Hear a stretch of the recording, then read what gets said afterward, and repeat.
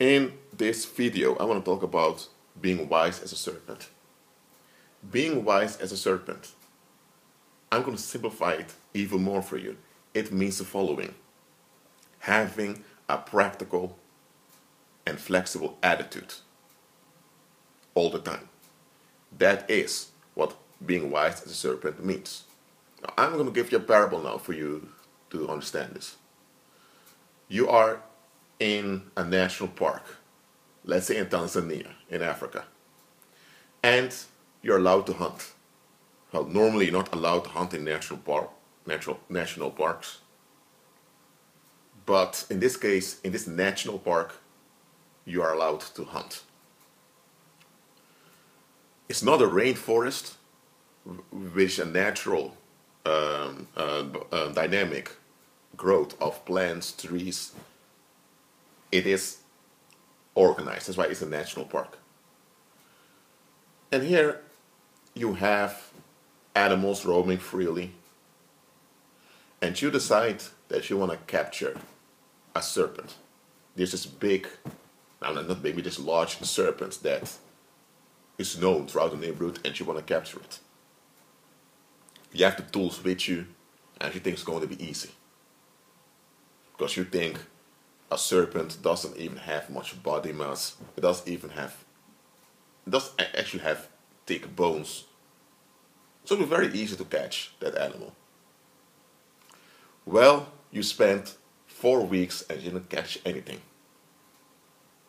And then your neighbor decides to capture a rhino. And it happens very fast. Why is that? The serpent is physically far more flexible and more adaptive than the rhino.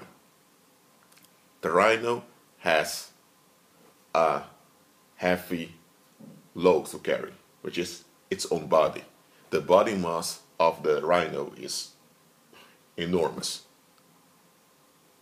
And not only that, that body mass also needs to be sustained. So it needs to eat a lot. So it's very dependent on its environment.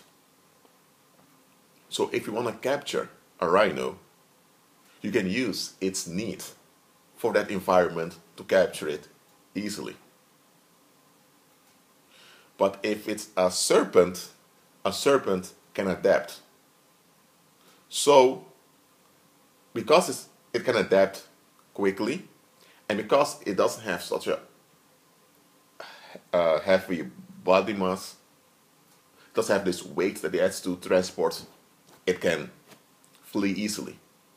Or better said, it can masquerade easily through the environment. And this is the advantage of the serpent. It can camouflage itself easily, and because its body is quite flexible, it can also move quickly, and this is the advantage the serpent has. That's how it's able to devour animals that have a huge body mass. You have, for example, deers. You have sometimes even oxen that are devoured by serpents. Yes, it happens. Because the serpent is flexible. Now, okay, that was the parable. I've spent a lot talking about the national park and why, for example, a rhino is easier to catch than a serpent. Now, I'm going to translate this parable into practice for you. When you have a static attitude, Satan already got you. Oh yes, let me repeat it. When you have a static attitude, Satan already got you.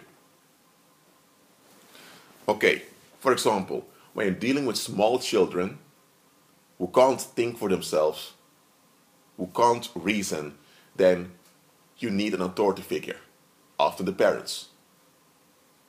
But once the human being grows towards teenage years, you need to give up this authoritative attitude and you need to switch to a more cooperative attitude, because as human beings eventually need to cooperate with one another. You still need supervision, because it's still in its early teens. But slowly, the human being needs to realize that it needs to cooperate with others, and that he or she needs to be actively involved. But what does the world tell you? That in life you need to have boundaries, you need to have a fixed will. That means you have to have principles, high values. Those values are only high because you're a student. You need to have values that you cling on to no matter what. That's how you gain validation from others. And then validation we call it respect. And if people don't give you respect, you cut them off, you act out against them to make sure that they need to validate you. So you become violent to get acknowledgement. That's really what the world teach you.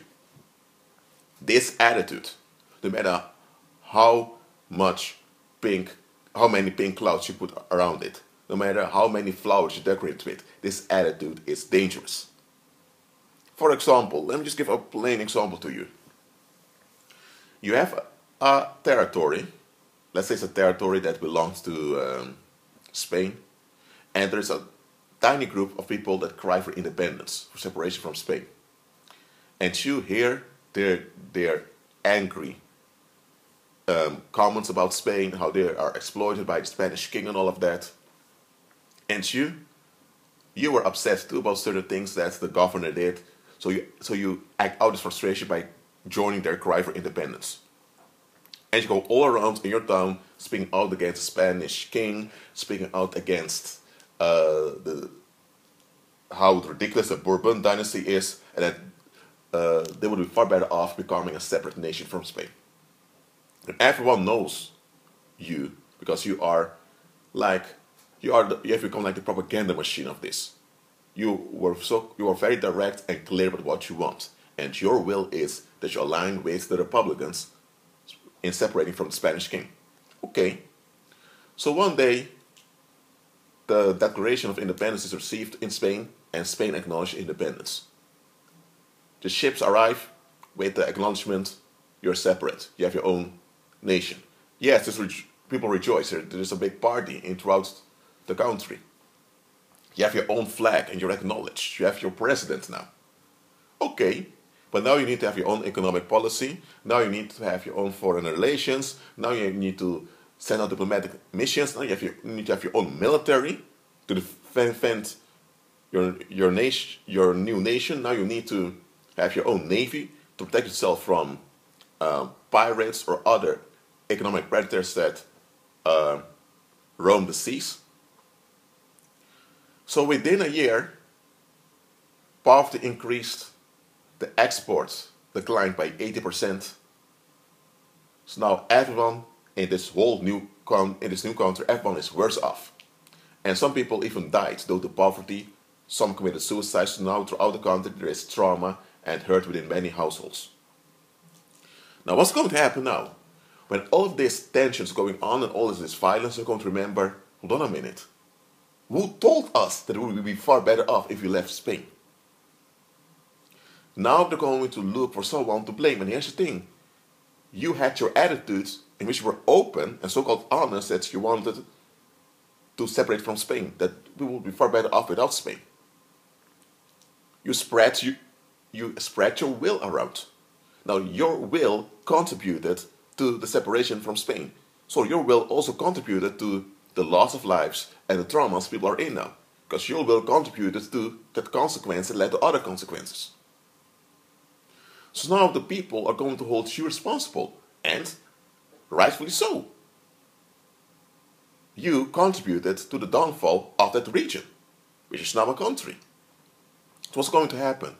When people blame you, and it's obvious that it's you that contribute to it, you're now the target of violence. Now your life's in danger. And if you have kids, the lives of kids are in danger also. You had a will that you didn't examine. You didn't look at the bigger picture. But you kept asserting your will, no matter what. You have your boundaries, you have your privacy, this is your life. You want to determine. Your fantasy of clinging on to individual sovereignty led to you becoming the target of violence, because now you asserted a will that brought harm. So who's responsible for asserting that will? You do. So now others are violent and now they are having a will against you. Now, what are you going to do now? But let's say your attitude was, okay, you know what? There are some people crying out for separation from Spain. Maybe indeed the colonial administration of Spain isn't perfect, but let's see what we can do about it. I'm not going to say I'm for independence or against independence. I'm just saying let's look at the bigger picture. If you had a flexible and practical attitude, let's say the region was separate from Spain anyway. Let's say that was out of your hand. Now they're separate from Spain, but now they can never blame you because you were not asserting your will on a situation that the region had to separate from Spain. You didn't do that. So you can easily escape becoming a target now. If that's the case, you've been wise as a serpent. Well, if you kept asserting your will, you would have been like an ox, or like a rhino. Firm, heavy, strong, clear, but an easy target. If you would have been flexible and practical, you would have been wise as a serpent.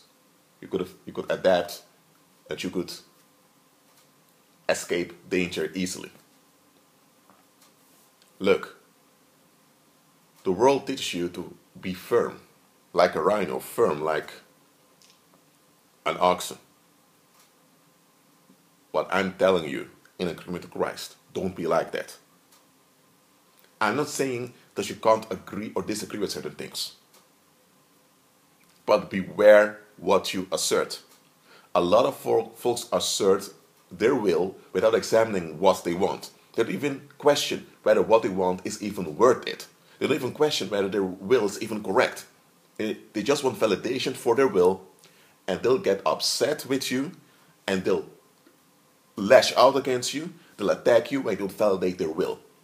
They want acknowledgement no matter what. And if they are wrong, well, you just have to deal with it. It wasn't that bad. But when you do something that goes against their will, now you need to pay. Now you need to watch out. There's a narcissistic attitude that a lot of folks have. Christ wants you free from this attitude because this attitude will trap you. This attitude will endanger you. This attitude is pride. And pride comes before the fall.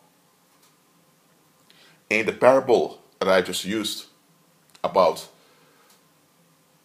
a colonial territory separating from Spain, it happened in the 19th century that some territories of Spain separated from Spain and collapse followed immediately. And the violence turned on those people that spread propaganda of separating from Spain. Well, they brought themselves in a dangerous situation. Look, this is not about politics. This is about reality. In reality, those who are flexible and practical not only avoid many dangerous situations, but they also prosper. They don't need a lot of money. They don't even need many connections. Because they're flexible and practical, they get things done that normally would take years or many people to accomplish. There's a lot you can achieve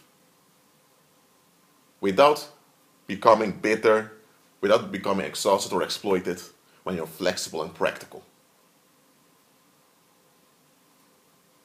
That's what Christ means with being wise as a serpent. Now, are you wise as a serpent? Be at peace.